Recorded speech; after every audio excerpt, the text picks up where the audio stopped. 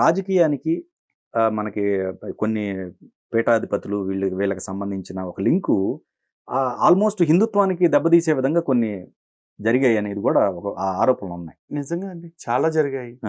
ఎందుకంటే సనాతన ధర్మానికి సంబంధించిన మూలాలన్నీ కూడా చిత్రాన్నయ పీఠాలుగానే చెప్తాను నేను. ఓకే.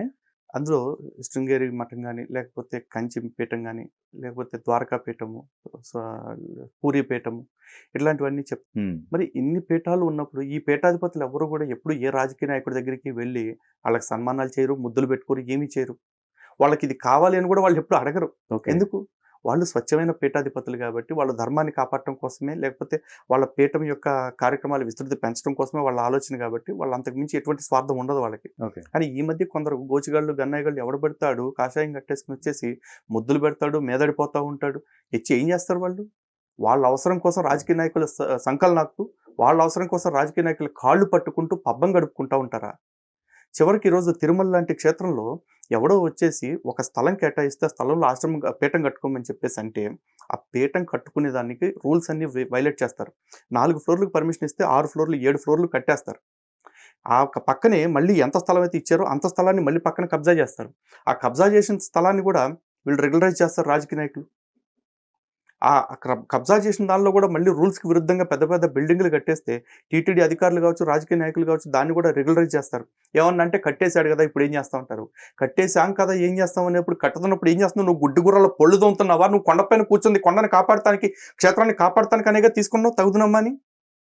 మరి ఆడెవడో వచ్చి అక్రమంగా కడతంటే నువ్వేం చేస్తున్నావు? నువ్వు ఇచ్చిన పర్మిషన్కి భిన్నంగా కడతంటే నీకు బాధ్యత లేదా? చేతగానప్పుడు మరి ఇంకా ఎందుకు మీరు కూర్చున్నారు? అప్పచెప్పండి మా పీఠాధిపతులు ఎవరో ఒకళ్ళకి, చేస్తాంగా, మేము చూసుకుంటాంగా. చేయరు. ఎందుకంటే మా దేవస్థానాలు అనేది వీళ్ళకి ఆదాయ కేంద్రాలుగా మారిపోయాయండి. ఏటీఎంలాగా మారిపోయి పచ్చిగా చెప్పాలంటే ఇష్టం వచ్చినట్టు ఎప్పుడు పడితే అప్పుడు దేవాలయాలు డబ్బులు తింటాం మరిగారు బాగా వీళ్ళు. అసలు మీరే ఒక స్టాండ్ తీసుకోవచ్చు కదండి. హిందువులందరూ దేవాలయాలకు వెళ్ళండి, అసలు ఓన్లీ డబ్బు అనేది ఖర్చు పెట్టకుండా ఏదైతే హిందువులు ఉన్నారో వాళ్ళకే ఖర్చు పెట్టుకుని ఒక స్టాండ్ తీసుకోవచ్చు మీరందరూ కలిసి. ఒకటండి, సనాతన ధర్మం ఇక్కడ దాకా వచ్చింది అంటే ఈరోజు మాలాంటి సంస్థలు ఉండబట్టి కాదు, ఆలయం ఉండబట్టి వచ్చినాయి. ఓకే. కాబట్టి ఆలయం బాగుండాలని మేము కోరుకుంటాం. ఏ రోజు కూడా ఆలయం అంటే ఎవడో కాలు కోసుకున్నాడని మేము కంఠం కోసుకోవాలన్న ఆలోచన మేము చెయ్యము. ఇప్పుడు ఆలయానికి ఆదాయం లేకుండా చేయాలనుకున్నాం అనుకోండి, ఈ ప్రభుత్వాలు హుండీల్లో డబ్బులు వేయటం మానేస్తే దేవాలయాలను వదిలేస్తాయని నేను అనుకోవట్లా. నా పర్సనల్ ఆలోచన ఏంటంటే, ముందు దేవస్థానానికి ఉన్న ఆస్తులు ఏవైతే ఉన్నాయో అవి కరిగిచ్చేస్తారు. ఎప్పుడైతే దేవాలయ నిర్వహణ కష్టం అయిపోయిందో దేవాలయాల ఆస్తులన్నింటినీ కరిగిచ్చేస్తారు. అంటే పప్పుకి బెల్లానికి భూములు నమ్మేస్తారు. ఆల్రెడీ 4,70,000 ఎకరాలు ఉండాల్సిన భూమి ఇప్పుడు 20,000 ఎకరాలకు పడిపోయింది. 4.5 లక్షల ఎకరాల భూమి ఏమైపోయింది ఎవరికి తెలియదు. ఓకే. మొన్న జగన్మోహన్ రెడ్డి గవర్నమెంట్ వచ్చిన తర్వాత కూడా తిరుమల తిరుపతి దేవస్థానం యొక్క ఆస్తులు నిరర్ధక ఆస్తుల పేరుతో కొన్ని ఆస్తులను అమ్మేయాలని ట్రై చేశారు. నిరర్ధక ఆస్తులు ఏంటి? అర్థం లేని ఆస్తులు ప్రపంచంలో ఎక్కడైనా ఉంటాయండి? నీకు మెయింటైన్ చేయడం చేతగాని ఆస్తులు కొన్ని నేను చెప్పు, అవి ఎలా మెయింటైన్ చేయాలో తెలియకపోతే మాలాంటి సంస్థలను అడుగు, మేము సలహా ఇస్తాం. అలా కాకుండా ఇవి నిరర్ధక ఆస్తులు కాబట్టి అమ్మేస్తామంటే అసలు అవి నిరర్ధకం అనుకున్నప్పుడు దాత ఇస్తున్నప్పుడే చెప్పేయాల్సింది ఈ మాకు అవసరం లేదు అని చెప్పేసి. మరి దాత ఇస్తున్నప్పుడేమో పండగ చేసుకుంటే తీసుకుని ఇచ్చిన తర్వాత మేము అమ్ముకు దొబ్బుతాం, వాడుకు దొబ్బుతాం అంటే కరెక్ట్ కాదు కదా. ఓకే. అలా ఆస్తులన్నీ కరగబెట్టేస్తారు. ఆ తర్వాత కొన్నాళ్ళకి ఏం చేస్తారంటే ఆలయానికి ఉన్న బంగారము, నిల్వలు, నగదు అన్నీ కరగబెట్టేస్తారు. చివరాఖరికి అన్నీ అయిపోయిన తర్వాత ఏం చేస్తారు అంటే, ఇదిగో మా దేవాలయాలకి, మీ దేవాలయాలకు ఆదాయం లేదు కాబట్టి మీరు నిర్వహించలేకపోతున్నాం, మీ దేవాలయం మీరే తీసుకోండి అని మొహాన్ని పడేస్తారు. అప్పుడు ఆ దేవాలయం నిర్వహణ తీసుకోవడానికి ఎవరు వస్తారు? ఎందుకంటే అప్పటికే భక్తులు ఎవరికి కూడా గుడికెళ్ళే ఆలోచనలు పోయినాయి, గుడికెళ్ళిన కానుకలేసే ఆలోచనలు పోయినాయి, మనమే చంపేస్తున్నాం. ఓకే. మన మొహాన్ని కొట్టేస్తారు. దేవాలయం తీసుకుని ఏం చేస్తారండి? ఎవరు నిర్వహిస్తారు? ఎవరి జేబుల నుంచి ఖర్చు పెడతారు? అప్పటికి అసలు హిందువులకి, దేవాలయానికి హిందువుల్ని వెళ్లకుండా చేస్తే, దేవాలయానికి కానుకలు ఇవ్వాలన్న ఆలోచన కూడా మార్చేస్తే వాళ్ళు ఎంతకాలం హిందువులు ఉంటారో కూడా తెలియదు.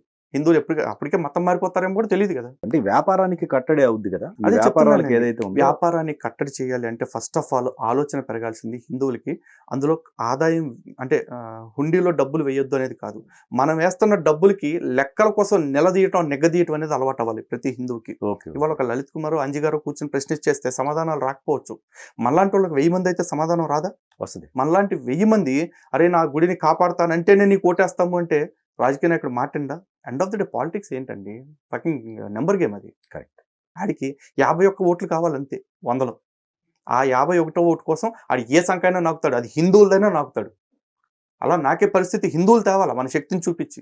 యూనిటీ ఉండాలి. యూనిటీ కావాలి. అదే. యూనిటీ కావాలి, స్ట్రెంగ్త్ కావాలి. మనకు అడగటానికి గొంతు పెగలాలి ఫస్ట్. నా నా గుడి డబ్బు ఏం జరుగుతుంది? లేదు నీకు అడిగా అది ఇది లేదా?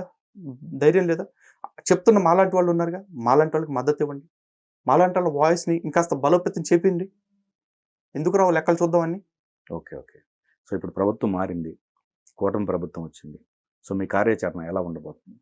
కార్యాచరణ యథాతథంగా ఉంటుందండి మాకు. ఎందుకంటే మాకు అప్పుడు చెప్పిందే ఇప్పుడు చెప్తున్నాం. ఓకే. ఎవరు ప్రభుత్వంలో ఉంటే వాళ్ళకి ప్రతిపక్షం మేము. ఓకే. ఎందుకంటే ఈ దేశంలో అన్ని మతాలకి అన్ని రకాల ఫెసిలిటీస్ ఇవ్వడానికి రాజకీయ పార్టీలన్నీ పోటీలు పడతాయి. హిందువుల కాడికి వచ్చేప్పటికి గోతులు తవ్వటానికి పోటీ పడతాయి. ఏ రాజకీయ పార్టీ అయినా సరే. కాబట్టి హిందుత్వాన్ని, హిందూ దేవాలయాల్ని, హిందూ సమాజాన్ని, ధర్మాన్ని కాపాడుకోవటం కోసం మా పోరాటం నిరంతరం కొనసాగుతూనే ఉంటుంది. ఇది పదవుల కోసమో, పైసల కోసమో, పైరువేల కోసమో, దేనికోసమో దీని విషయంలో కాంప్రమైజ్ ఉండదు. మా గొంతులో చివరి ఊపిరి ఉన్నంత వరకు, మా శరీరంలో చివరి రక్తబొట్టు ఉన్నంత వరకు దేవాలయ రక్షణ కోసం, ధర్మ పరిరక్షణ కోసం పోరాడుతూనే ఉంటాం. అక్కడ ఎవరున్నా పర్లేదు.